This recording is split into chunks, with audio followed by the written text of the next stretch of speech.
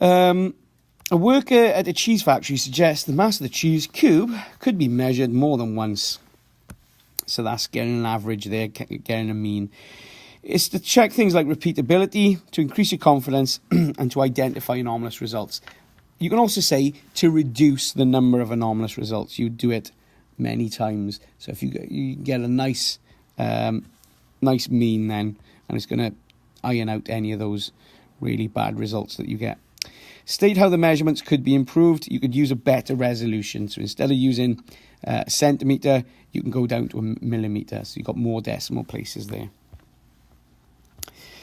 This one I found really tricky because you're dealing with fractions. So one of the small pieces of cheese, so one of these, is a third of the mass of the large piece. Well, that doesn't work out because that's a whole. These are 2 halves, so these are 2 quarters. So there's not a third.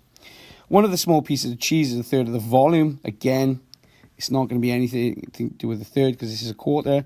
Whether you're looking at volume or mass or even density, that's going to be a quarter of this, which is half of this. Now, the 3 pieces of cheese have the same density. Yes, they have, because if you measured this and took the mass, you would come out with exactly the same reading. Because even though this would weigh less, you'd have less mass, you've got less area, or less volume, I should say there.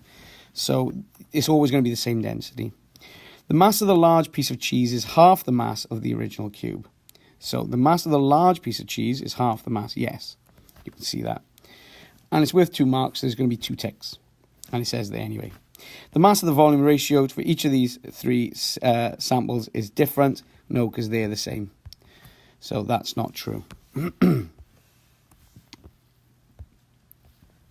many pages? Yeah, this is definitely going to be 2 videos. So I may even start my next video now.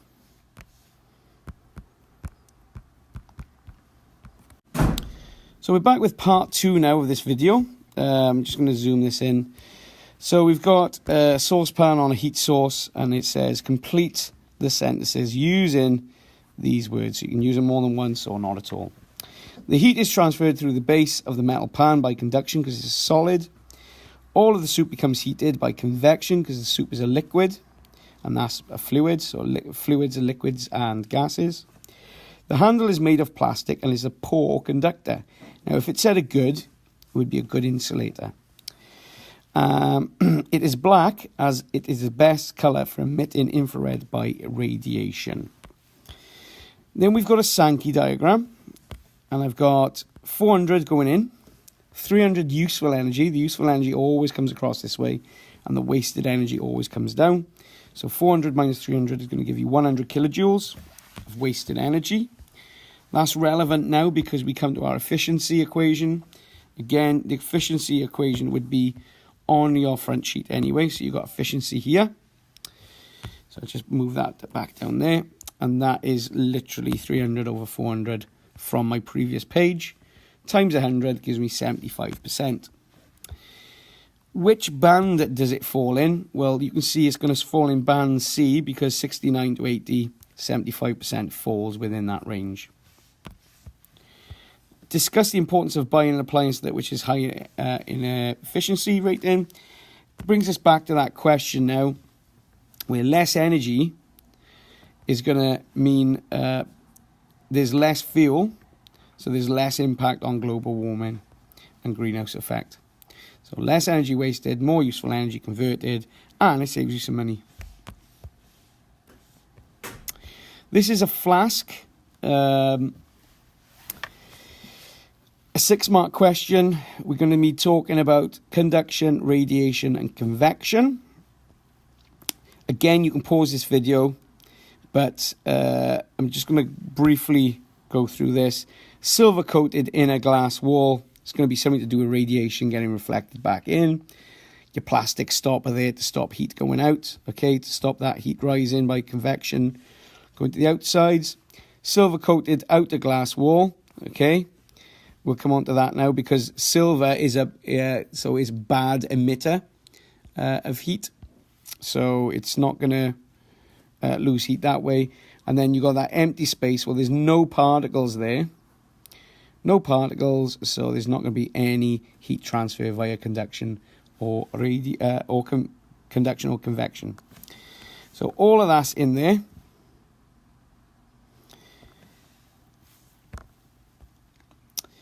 A drink at 90 degrees Celsius is poured into a flask, and after 2 hours, the temperature of the drink is 80 degrees. So it loses 10 degrees Celsius. So 5 every hour there. After 10 hours, the temperature is 60. And again, you can calculate that to be it's losing 5 every hour, which it says by here. But explain if the claim made by the company is always correct, that it always loses 5 every hour. Unless checking every hour, you can't make that claim. So that's one of those questions where it's a bit of a wordy question, but they're asking you if this claim is correct or not. And you can't really say because there's not enough evidence.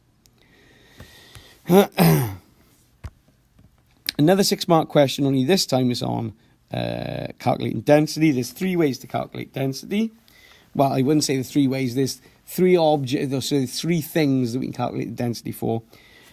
Regular shaped objects, which you use with a ruler, which you can measure the volume with a ruler, and you would use a balance to measure the mass. Irregular shaped objects, which such as this, because you've got irregular shaped objects, you'd have to put into water and see the volume difference and take the one volume away from the other. And then you've got the volume of water, which you would measure the volume of water anyway, and then you'd see what the mass was, and then you'd tip the water out and then retake the mass of this and then take it one way from the other. Anyway, there's a video on this, so I'm not going to spend too long talking about this. That's your couple of points there. There's 7 bullet points there. I would say they all need to be in there for the 6 marks. But that's how you calculate the density of an irregular shaped object. Again, if you're not sure of this, there is a video showing this, the prac. Let's tidy this up. The table below gives data on density of some common metals. Iron. So Rees and Elliott calculate density of their metal to be 8.1. State which metal the irregular shape is most likely to be. It's most likely to be iron because it's the closest to the value of 8.1. Rees and Elliott are not confident that they can correctly identify the metal. Suggest why they think this.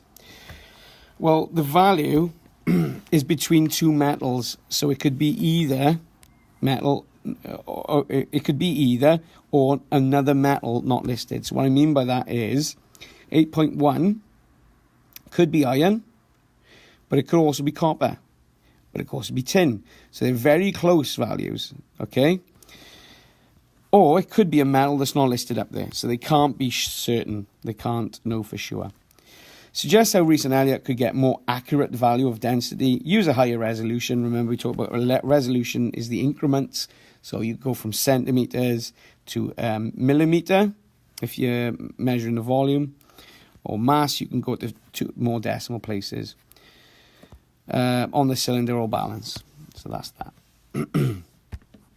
And this is the last page. The boys noticed that gold has a high density of 19.32. So this is going to be a density question. So first of all, we're going to calculate the volume. And we do that by length times height times width, 400. And then we do the density using that equation there. Again, you can use the equation from the front. So there's your density equation. Mass over volume. But this time it's got the mass. It doesn't know the mass, but it knows the density. So we can just rearrange that formula then. But they've done it for you. And it's going to be 7728 grams. And that's that paper. Sorry about the voice. It's been a long day. And I just wanted to get this up quickly so you can get it finished as homework. So enjoy.